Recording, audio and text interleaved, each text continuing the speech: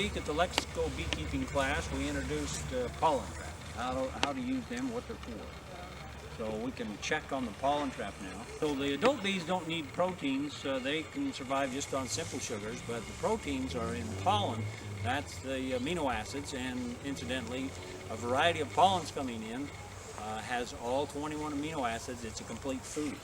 So the bees need that to build their brood, and we, on an occasion, may need to feed the bees some substitute pollen. We try not to, if we have to feed them pollen, if they need a protein source and aren't available, one's not available for them to get, we need to do something. The best would be to trap some pollen that is a complete nutrition, and then feed that back to them when they need it. So we've put in place a pollen trap. You'll see the bees coming in to the hive. Percentage of them have pollen on their back legs. Gather around and come around and see this. I want you to see how they bring it in. Then you'll understand the explanation of how a pollen trap works. So as you see, this bee right here has some small pollen grains packed on their back legs. This one does. You see one there? Yeah. It's different colors. Some is yellow, some is red, orange. So when the bees bring in nectar, they pick the nectar up and put it in their crop. When they bring in pollen, they pack it on their back legs. There's a flat spot on their back legs, and they pack it into grains there, and they bring it back to the hive that way. They'll do that same with propolis.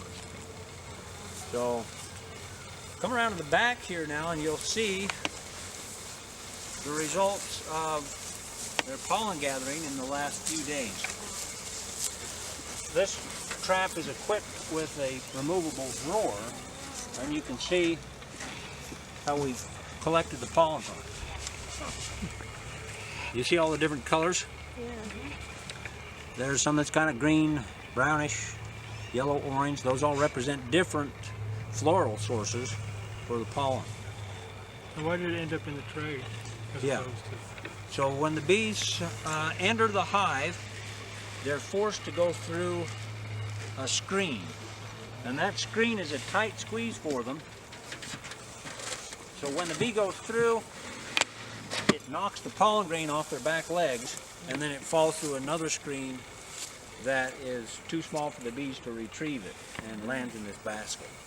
I'm gonna take this pollen trap off right now, and then we'll show you how it works.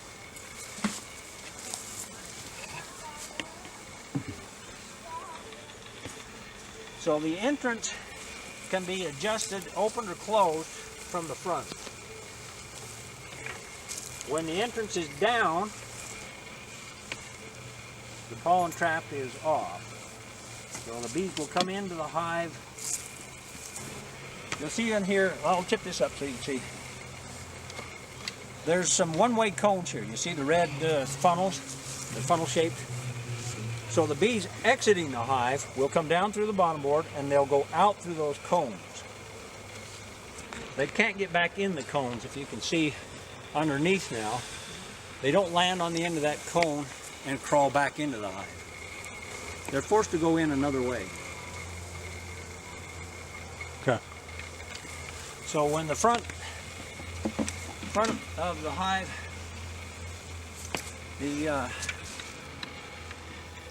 is down, then they can come in here and go directly into the hive. Or when this is up, it closes it off, and then they have to go through the screens.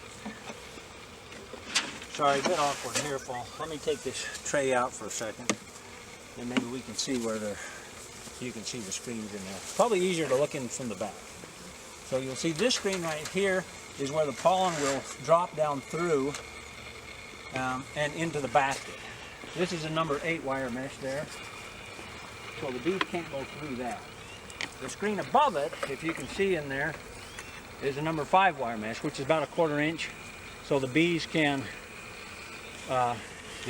just squeeze through it. It's a tight squeeze for them.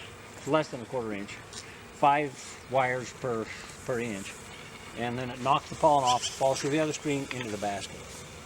So there's many different kinds of pollen traps. This happens to be a Sundance pollen trap is the brand who makes it. There's some that you can fit not underneath the hive, but just on the entrance and open and close them. So there's a variety of different sized pollen traps, different kinds of pollen traps on the market. Will they still have some pollen on them that'll Yeah. they're there? Well, yeah, some of it gets through. You saw some of those bees in front didn't have larger grains like that on their legs, just a little bit. They'll probably get through. What we did last week, we looked in this hive and we made sure that they had plenty of pollen in the combs already, so that we didn't starve the baby bees, right? And they had several frames that were plenty full of pollen. So I left this trap on most of the week, and it hasn't hurt them a bit. So You shouldn't do it from the beginning. no, you shouldn't. So if you've got a package bees, no, you want to leave them all the pollen that they collect. You wouldn't put in a pollen trap till later in the summer. Okay. So then what do you... reason? So you might, I wanted something to eat. So you can eat that. It's better if it's in bee bread. So here, let me talk about the difference between pollen and bee bread. So this is just raw pollen as it comes from the flower, right? The bees haven't processed this at all.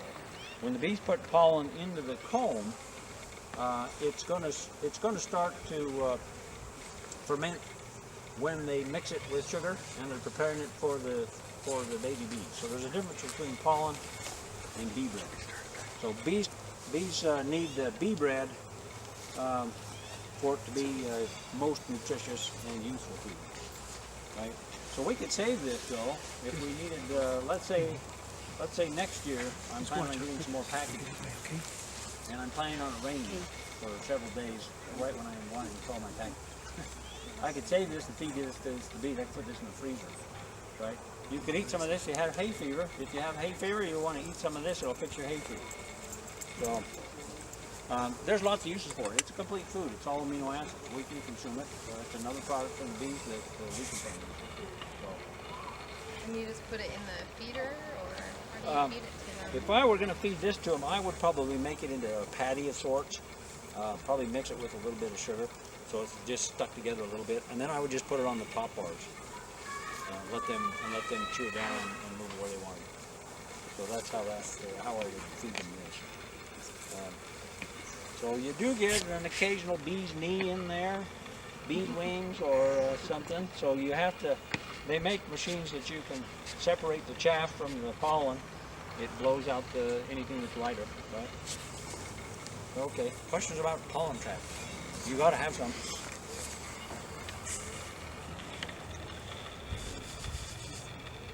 We collect a lot of purple. You'd see purple in there when I have my bees on the lavender field. You'd see a lot of purple coming in. If you get black pollen, it's probably coming from poppy. Kind of fun to recognize the different sources as it comes in.